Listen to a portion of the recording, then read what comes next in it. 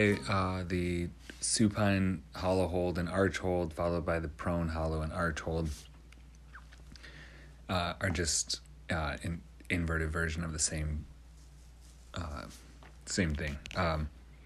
Both are going to provide, reasonable outlets for sort of getting familiar with different points of contact and staying connected regardless. So when we have the supinated hollow hold, that's sort of the standard approach to a hollow hold anyhow. And then when we go directly into a supinated arch hold, we've done these.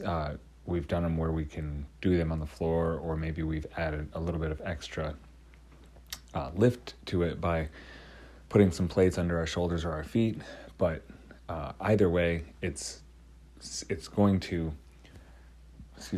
give us the ability to find both of those positions regardless of our body positioning. So the inverse of that, the prone hollow hold and prone arch hold, the prone hollow hold, we've also done those. That's like the plank hold where we walk the hands and feet out. So we want to be on the tops of our toes. We don't want our feet pressing into the floor like they would perhaps on a push-up. So we want it to be a little bit more like a seal walk. So our toes are plantar flexed away from the midline. And then our hands walk out closer to an overhead position. And then the prone arch hold is sort of the standard approach to an arch hold. So we're going to hit both the arch and the hollow in their standard forms, and then we're going to hit both the arch and the hollow sort of in their inverse actions. The Metcon for the day is 7 rounds for time of 7 thrusters, 7 burpees, and 7 chest to bar pull-ups.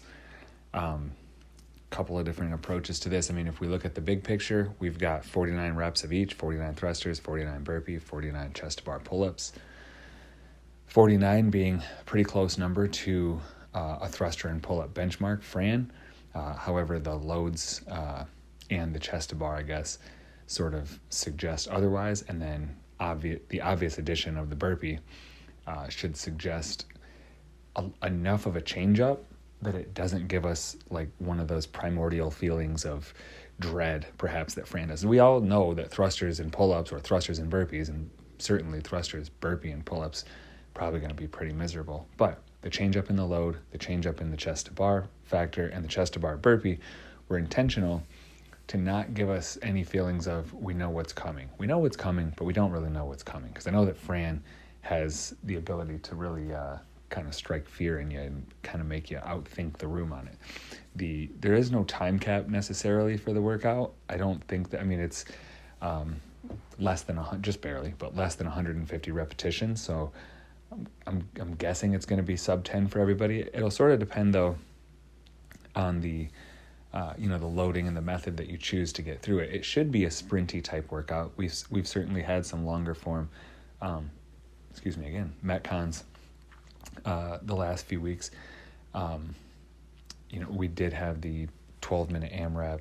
I think it was 12 minutes, right, on Friday. So I'm hoping this one is a little bit sprintier. But that being said, with it being a loaded barbell, or a barbell loaded with moderate to moderately heavy, perhaps, thruster loading, the intent isn't to have it be probably quite as fast. But also, there aren't any sets larger. I know this is one of those like kind of fence riding whiteboard talks where it's like, so is it or isn't it a sprint? Well, yes, but also the load's heavy enough that we have to have a talk about the load, but then also the reps aren't aren't grand enough to have it be anything that we should, we would really have to be concerned with going unbroken for, like, say, a set of 21. Whereas like Fran, when you see 95 and 65 and we're thinking about modifying the load to make it appropriately challenging but also appropriate for the stimulus, we want to make sure that we could attack it like an athlete who's going to attack it at 95 or 65 pounds at like a sub 3 pace. So for a workout like this, with it being 135 and 95 being sort of the target load for the C progression, and chest to bar pull-ups being the target range of motion for the pull-up progression, we don't have to unpack it as like a 27, 21, 15, 9 type deal. We're doing 7 rounds, so the volume is still there, the same as it would be for a 21, 15, 9, but it's already sort of broken down into much smaller chunks. Now, if I was going to go 135 and I was going to have to do 7 singles 49 times, that's a little bit, that's certainly going to change the stimulus of this workout. So with the loading options, we should sort of just tap in a little bit to what we talked about on Friday with, if we see a workout that has an RX, well, I'll just use these. I always give like a different analogy in that it just doesn't make sense to do that. So we have, like we were just talking about, Fran, 95 and 65 is the prescribed load for that. So if this one is 135 and 95, the last thing I want to do is use the same load that I would use for Fran. So if I would go 95 pounds for Fran, if that's the weight that I would choose to do for Fran and it was appropriate for me, then nothing is saying that I have to go 135 pounds here, but what I would suggest usually is to go a little bit heavier or a little bit different than what you would do for Fran. So if Fran is 95 and I would scale Fran or modify the load to 75, then going with 75 on this, it would be like doing something that was appropriate for me to be able to do 21 unbroken thrusters when I only have to do it 7 times in a row. Is it wrong? No, but that is sort of the logic behind the modifying. So maybe then the question becomes that 75 wasn't appropriate for Fran. Maybe I should go a little bit different on Fran if I was going to choose 75 for this. The logic sort of goes the opposite direction.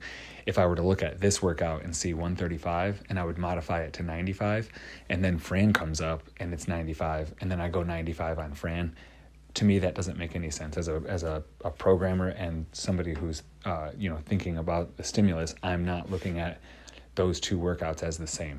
So I would say I would want something different between the two. Again, it doesn't have to be dramatic. And if maybe you learn, if I learned something doing Fran, thinking, okay, I think this is appropriate, and then it turned out not to be, then maybe it would be appropriate for this one. So by all means, but typically, I guess another analogy would be the pull-ups. So if I were to do, say a muscle up workout, and I don't have muscle ups, so I do chest to bar pull-ups as a modification for muscle ups. Well, then maybe a workout, if that is an appropriate scale for a workout that's calling for muscle ups, then maybe it's not appropriate for me to do them when it's time to do the chest to bar pull-ups. It's not a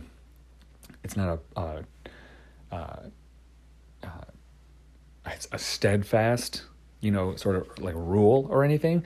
But that is the linear progression of how things would flow. So if I'm looking at loading a barbell or choosing a modification, if it fits one workout, doesn't necessarily mean it's going to fit the next. So just like we have different loads for everything, we should have different movements for everything. So some of the ideas that, for the A is 95 and 65, 115, 80 for B, 135, 95 for C, also included some other progressions for the pull-ups for the day, the C progression being the chest to bar pull-ups. And then in order to keep it so that we're not sort of getting stuck in a pattern where it becomes, okay, we see pull-ups. If I don't have pull-ups, that means band assisted pull-ups. Not a fan of getting stuck in that trap, because, there are, plenty of ways to skin a pull-up, I guess, or whatever. So there's a lot of different ways that we can unpack those, and jumping pull-ups provide a good cardio stimulus. And being that this is similar to the beep test, or the thrusters and pull-ups are already probably making us breathe heavily, some of us. And then when we think about adding a burpee in there, it just compounds that. So the jumping pull-up is a good addition to this. Instead of thinking, get up onto a box, get onto a band, get situated, and then it basically turns like a movement that's, kind of bookmarked for like 7 seconds or less per set. It kind of ramps that up to 15 seconds in some cases. So I think that if you're doing chest to bar pull-ups, good chance you're just approaching the pull-up bar, jumping up, grabbing the bar, and knocking out 7 chest to bar pull-ups.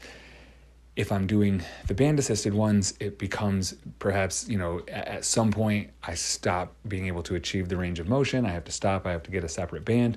Whereas once I've, locked down the box height for the jumping chest bar pull-up, or the jumping pull-up for that matter, I'm probably going to be able to find success across all 7 sets for all 49 total pull-ups.